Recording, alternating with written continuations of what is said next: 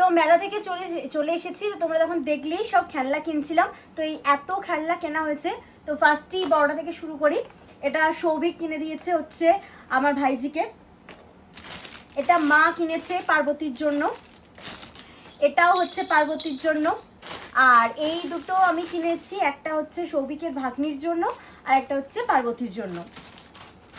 আর এটাও মা কিনেছে পার্বতীর জন্য।